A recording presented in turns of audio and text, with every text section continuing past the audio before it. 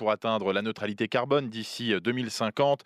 Mais les constructeurs automobiles s'en inquiétaient grandement, demandaient un assouplissement et vont donc peut-être pouvoir l'obtenir. Bonjour Fabien Cazot, Bonjour. correspondant de France Info à Bruxelles. Fabien, s'agit-il d'un renoncement? Alors, selon la Commission européenne, non, réexamen ne veut pas dire renoncement. Une clause de revoyure était prévue l'an prochain avec la filière automobile. Elle sera donc avancée à sa demande dès que possible pour examiner si des souplesses pourraient être introduites dans le rythme de baisse des émissions d'automobiles d'ici 2035. Mais en aucun cas pour renoncer à cette date, assure Stéphane Séjourné, commissaire européen en charge de l'industrie. Il vient tout juste de nous donner quelques précisions sur cette décision. C'était un engagement de la Commission européenne de pouvoir faire le point avec les sous-traitants et les constructeurs sur les objectifs de décarbonation et du 100% électrique à 2035. Il s'avère que plusieurs entreprises du secteur, en tout cas, posent la question de la trajectoire et des flexibilités nécessaires pour pouvoir y parvenir. En aucun cas, c'est renoncer à notre trajectoire. Il n'empêche, Fabien Cazot, ça ressemble quand même à une importante concession faite au secteur automobile. Oui, incontestablement, ils sont venus pour ça d'ailleurs, les constructeurs et les sous-traitants européens ce matin à Bruxelles. C'est un deal en fait. Eux demandaient de renoncer à l'objectif zéro émission en 2035. La Commission répond pas question. Du coup, des souplesses seront introduites. Une première l'a été au printemps lorsque l'Union européenne a adouci le calcul des montants des amendes pour les constructeurs qui ne remplissent pas les objectifs fixés déjà pour cette année 2025. Des souplesses qui ont déjà provoqué la colère de la gauche européenne et des écologistes à Bruxelles lorsqu'elles ont été introduites. Il en sera certainement de même pour les suivantes. Les transformations industrielles prennent du temps, répond la filière automobile qui emploie 13 millions de personnes en Europe et qui a du mal, argumente-t-elle, à rester compétitive face aux voitures à bas coût importées de Chine. Merci beaucoup, Fabien Cazot, correspondant permanent de France Info à Bruxelles. Avec donc cette annonce, hein, cet après-midi, on l'a appris il y a très peu de temps, l'Union européenne qui réexamine l'interdiction prévue pour 2035 de la vente de véhicules thermiques pour qu'on ne vende plus que des véhicules électriques. Bonjour Michael Valentin. Bonjour. Directeur associé d'OPO, un cabinet de conseil en excellence opérationnelle. Et puis, vous êtes surtout un spécialiste du marché de l'électrique, spécialiste du modèle Tesla. Vous avez publié un livre, Le modèle Tesla, aux éditions Duno. Justement, ce marché de l'électrique, il se préparait. Pour cette interdiction-là, 2035, c'est des perspectives de débouchés immenses qui vont peut-être être remises en cause. Ça change vraiment la donne, là? Oui, la difficulté pour les constructeurs, c'est que quand l'annonce a été faite, on avait quand même un certain temps pour s'adapter. On sait bien que l'investissement industriel prend du temps. À installer une usine de batterie en Europe, c'est plusieurs années et ça coûte au minimum 1 milliard pour faire 250 000 véhicules. Donc, ce sont des investissements conséquents sur lesquels les Européens, au départ, ont du retard sur les Chinois, puisque les Chinois ont pris cette stratégie depuis 20 Mmh. ans et donc sont lancés. Et donc, la difficulté qu'ont les constructeurs aujourd'hui, c'est qu'ils sont dans un ciseau où ils ont commencé à s'adapter à cette transition, sauf que les consommateurs ne suivent pas, puisqu'une voiture électrique coûte encore plus cher qu'une voiture thermique.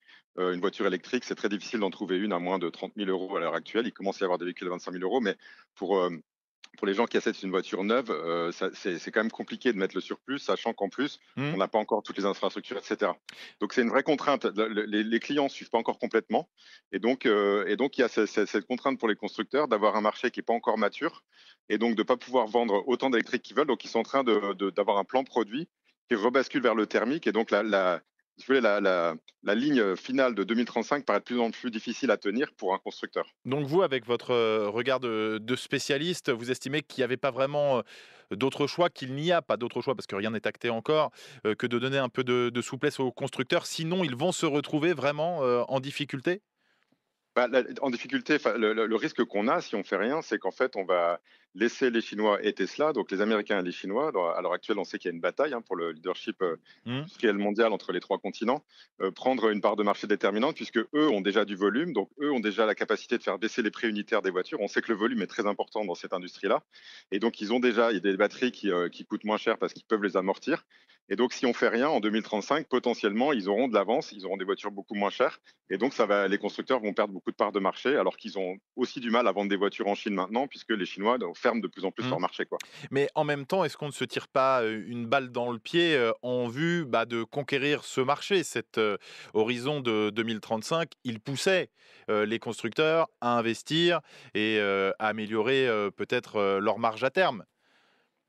Oui, c'est vrai. Après, on l'a vu aussi sur d'autres sujets, hein, Mmh. de normes. C'est un sujet qui est compliqué, mais la rupture brutale peut parfois être quand même quelque chose d'assez violent. Et donc, est-ce qu'il ne faut pas quelque chose un peu plus transitoire qui va forcer vers un pivot, voire est-ce qu'il ne faut pas une solution un peu hybride où en fait on incite à tendre vers le zéro CO2 à terme, mais avec aussi des technologies éventuellement qui ne sont pas que des technologies électriques, puisqu'on sait bien que sur le continent européen, c'est pas la technologie sur laquelle on avait le plus d'avance. Donc, c'est toutes ces questions-là qu'il faut se poser, je pense, quand on est Mmh. politique, et pas seulement d'être braqué sur une technologie et une solution. Mais en même temps, l'hydrogène, par exemple, bon, on y a cru et puis, des projets ont été abandonnés, même industriellement parlant, par certains, constructeurs. Oui, l'hydrogène, il y a un autre problème, c'est le sujet du réseau, hein, qu'on avait aussi pour l'électrique au départ et qu'on a moins maintenant. Donc, c'est une technologie qui est effectivement pas complètement mature. Ceci dit, sur les poids lourds et sur d'autres modes de transport, on voit que l'hydrogène commence à prendre. Donc, c'est peut-être pas sur la voiture que cette Mmh. technologie arrive en premier, sur l'industrie ou sur d'autres marchés. Mais en fait, il y a probablement un panier de solutions qu'il faut envisager et peut-être pas une seule direction. Mmh. Alors, c'est intéressant ce que vous nous dites, c'est que, à court terme, pour les 10 prochaines années, ça va soulager, les constructeurs automobiles si jamais cet horizon de 2035 est en effet, décalé par l'Union européenne, cette interdiction de vente des véhicules thermiques et puis que ça peut permettre aussi, pour les prochaines années aux Européens, aux constructeurs automobiles de se préparer pour être, concurrentiels vraiment alors qu'ils ne le sont pas encore. Mais est-ce vraiment possible? Pourra-t-on rattraper le retard qu'on a, surtout, si on regarde, la Chine qui aujourd'hui a des prix, tellement bas qu'on est obligé de taxer les modèles, pour avoir une chance de vendre des véhicules européens.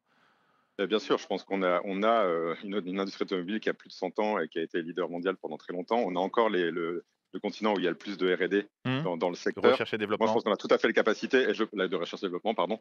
Et moi, je pense que si on met le paquet, ce qu'il faut, c'est pas se concentrer sur les mêmes technologies que les Chinois, c'est prendre une longueur d'avance et aller chercher les technologies de l'après. Et on est tout à fait capable de le faire si on a un peu de temps.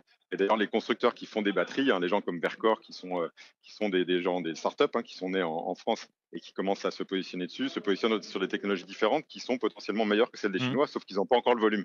Donc, si on se laisse du temps, je suis absolument persuadé qu'au niveau européen, on est capable de reprendre de l'avance sur ce sujet et sur d'autres sujets comme la voiture connectée, sur la voiture du futur, la voiture moins chère et recyclable, etc., etc., quoi. Et justement, c'est ma dernière question, ces startups que vous évoquiez, bref, toutes celles qui investissent beaucoup, qui ont beaucoup investi, ces derniers mois, ces dernières années, dans les batteries, dans toute la filière du véhicule, électrique, est-ce que vous pensez que le coup est rude pour elles ou que ça ne change pas grand-chose?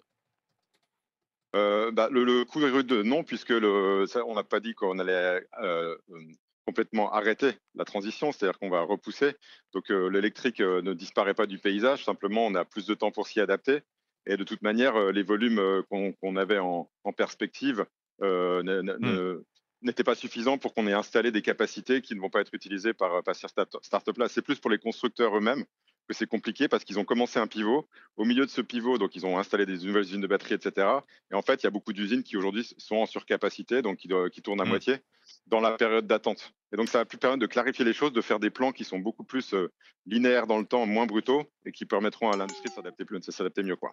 Merci beaucoup, Michael Valentin, directeur associé, d'OPEO, cabinet de conseil en excellence opérationnelle, d'avoir apporté votre, éclairage sur France Info à cette, décision qui fait la une cet après-midi. L'Union européenne qui compte réexaminer le plus tôt possible l'interdiction prévue en 2035 des véhicules thermiques. Vous, êtes l'auteur de ce livre, Le modèle Tesla, paru aux éditions, Duno. Il est 16h45.